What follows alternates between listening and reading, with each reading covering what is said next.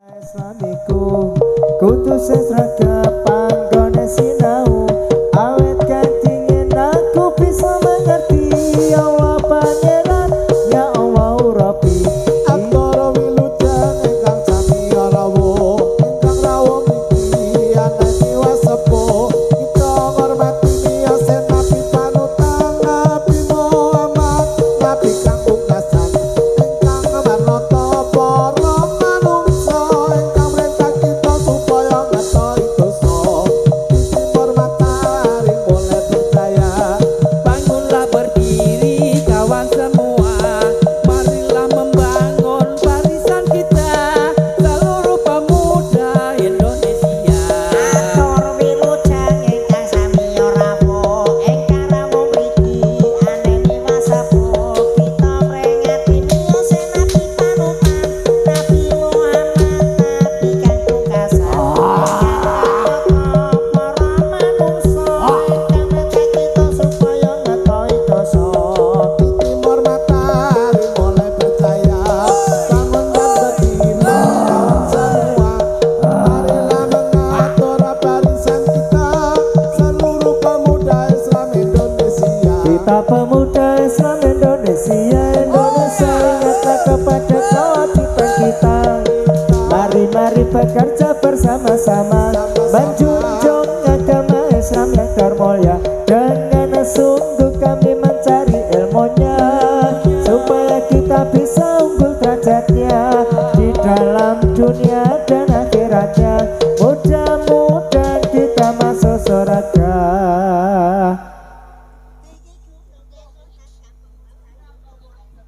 Tinggi gunung kampung Melayu, sarung melingkar di pinggir kali, sarang burung di puncak kayu. Saya melihat terlalu tinggi, mendong-mendong menjahit sarung, benangnya ikal, jarumnya puntung, puntung ati, yen puntung sapa sing ganti, kawerono pemuda Jawi nama Islami.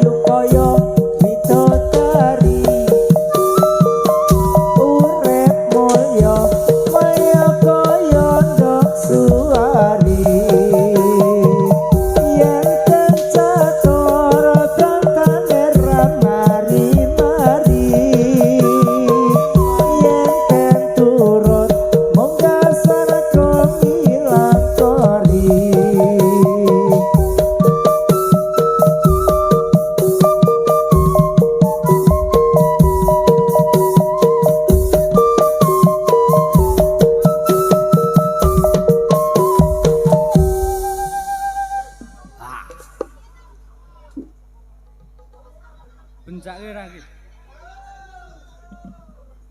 Sajene. Yuk sajene ditokke ora. Iya. Nggih.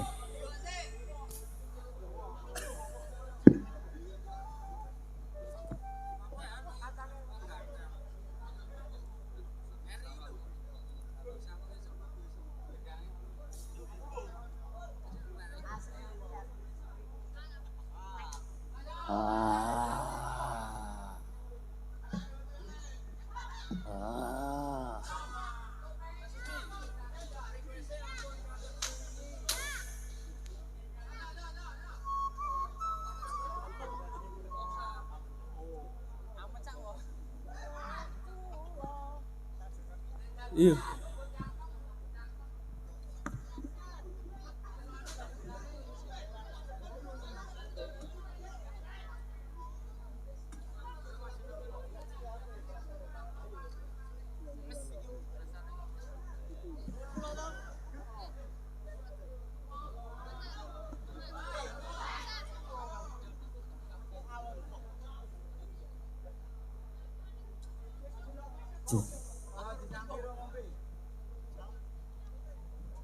Nyuwun kula ing awakang sifat rahman mugi pejah mugi Allah paring iman salepare sakarep lan terus mati nuli pendem neng kuburan den takoni para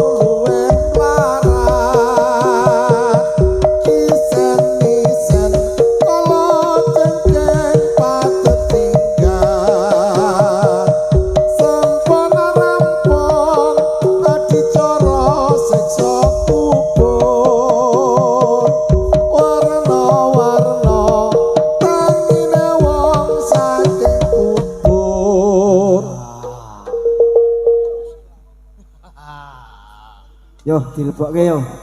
Mas siji sak bengi. Lebokke alon-alon. Oh.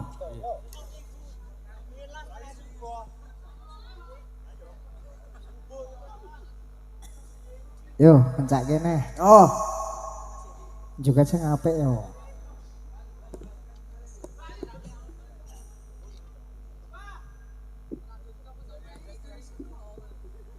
Wes suwe mas ora jamu jamu pisan godhong kuniran wes suwe ora ketemu ketemu pisan dadi pikiran gunung-gunung ana tiga sawah jatuh piye oleh banyoni durung-durung digawe susah jaga piye oleh nglakoni ora yo mas dipangan wedhus dasite kahitung kae plera-plera pamite adus wong nganteni kendhane Purworejo iku kutane kutha inang ngonake darane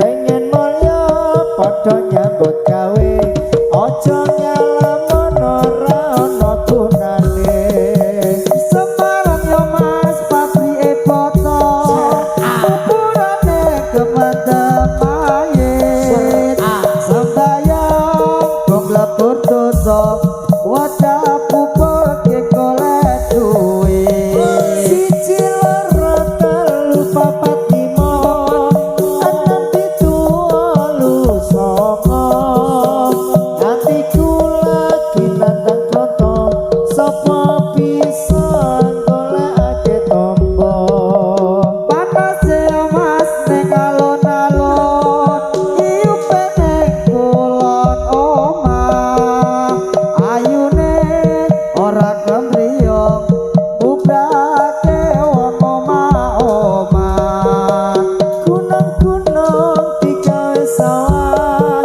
jaga piye oleh banyoni durung-durung yendo digawe susah jaga piye oleh nglakoni dari mana ya mas datangnya lintang dari sawah turun ke kali dari mana datangnya cinta dari mata turun ke hati kuningan diputung-putung sapa bisa matreake yen kelingan atine bingung sapa bisa mareake ini negeri namanya Jawi kalau agami nama Islam agami Islam sudahlah terang asal jauh dari pangeran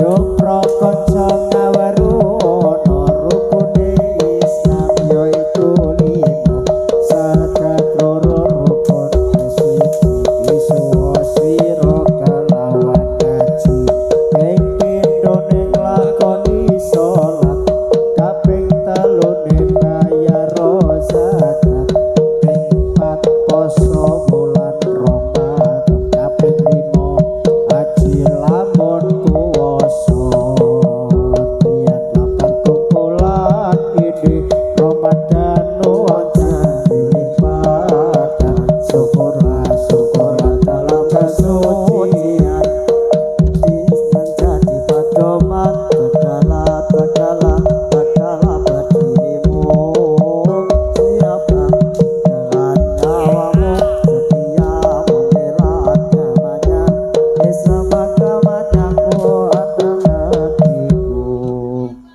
Nggih, dilongi alon.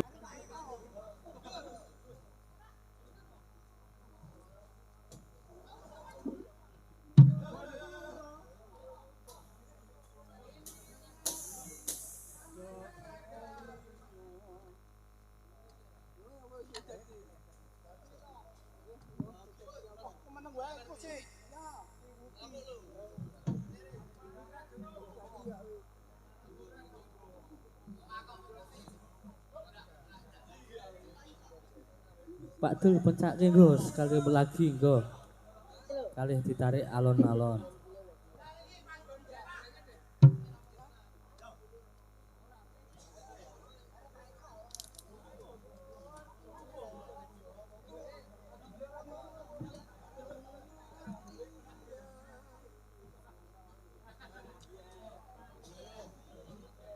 Dino kiamat dino kaget ilisi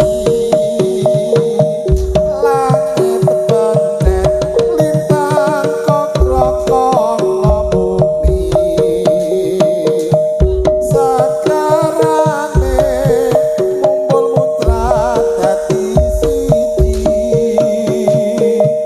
gunung kancur lepune diganti Allahumma inna siratal mustaqim siratal anbiya'i wal mursalin tombo ati iku limo ing karane maca Quran angan-angan sak maknane kaping pindho salat wengi lakonono kaping telu wong kang saleh kumpulono kaping papat utuatan ingkang luwe kaping lima jaketnya luwe Allahumma sholli wa sallim ala sayyidina wa maulana Muhammadin. Panggilan ke Badari stand by di belakang panggung ya.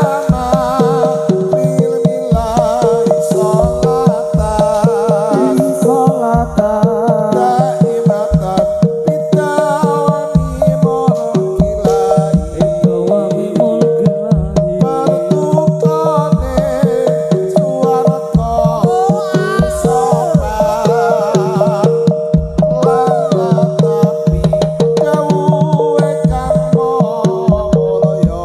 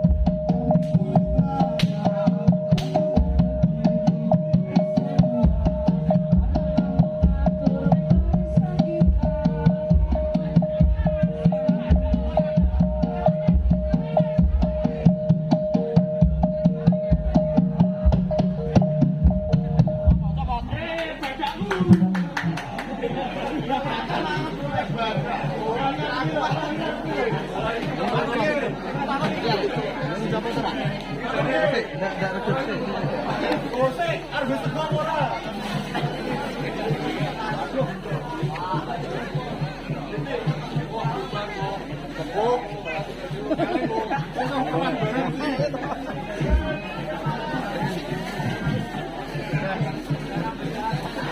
kan mantan tadi bantu mau kabelnya mbak. Ini jadi nyaret kok. Semua ini ya sudah dicocok orang. Mantan tadi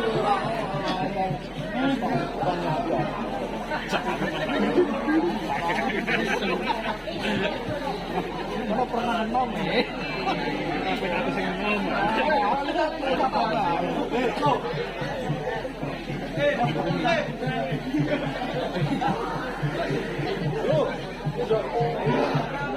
Ini nabi nama Dajjal, kami nama Islam, agami Islam sudah ladar, asal Jawa dan daerah.